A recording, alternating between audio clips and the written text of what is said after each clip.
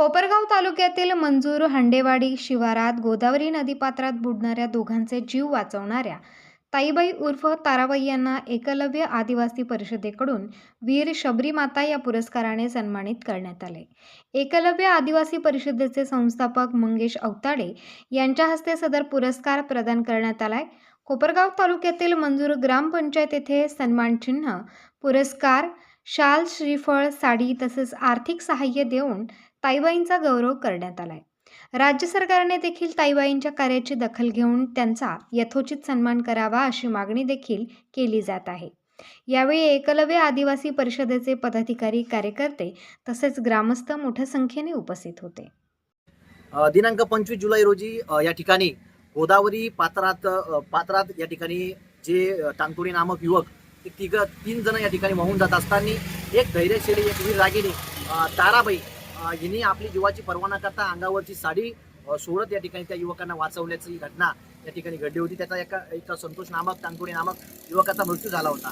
परंतु अशीच घटना आहे, त्यांनी दोन जणांना या ठिकाणी जीवदान दिलं होतं।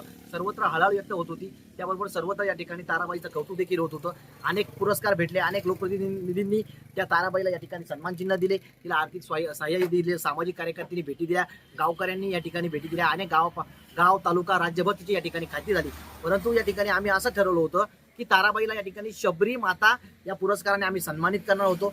तर आज 31 जुलै रोजी सर्व या ठिकाणी आम्ही एकलव्य आदिवासी परिषदेचे कार्यकर्ते, सर्व सामाजिक संघटनेचे कार्यकर्ते, ज्येष्ठ या ठिकाणी सर्व जाती धर्माचे पदाधिकारी या ठिकाणी उपस्थित राहून आज ताराबाईला आर्थिक सहाय्य, शबरी माता या ठिकाणी गोल्ड चिन्ह, जे सन्मान चिन्ह देऊन, तिचं या ठिकाणी शाल, श्रीफळ देऊन, साडी देऊन आम्ही अतिशय तिच्या पतीचाही या ठिकाणी सन्मान केला, तिचाही सन्मान केला आणि ताराबाई यांना या ठिकाणी पुढील आयुष्यासाठी या ठिकाणी शुभेच्छा दिल्या। आणि स्थानिक जे ग्रामपंचायत आहे, स्थानिक प्रशासकीय अधिकारी आहे, त्यांना या ठिकाणी आम्ही सांगितलं की ताराबाईसाठी आपल्याला अजून काही प्रोव्हिजन आहे का, ताराबाईसाठी आर्थिक मदत, ताराबाईसाठी घराची काही प्रोव्हिजन आहे का, या ठिकाणी बसावं। आणि जेव्हा फक्त शाल, श्रीफळ देऊन ताराबाईचा या ठिकाणी जे कर्तृत्व आहे त्या कर्तृत्वाचा मी म्हणून परिपूर्ण या ठिकाणी तिला न्याय भेटेल असं वाटणार नाही। पण कधी न्याय भेटेल का तिची या ठिकाणी घराचा प्रश्न या ठिकाणी सुटेल, ताराबाईची आर्थिक परिस्थिती या ठिकाणी सुटेल, ताराबाईच्या अंगावरची साडीने ज्या दोघांचं जीवनदान या ठिकाणी ताराबाई दिलं, ती साडी जेव्हा बदलल त्या टायमाला खरोखर या ठिकाणी ताराबाईचं अस्तित्व निर्माण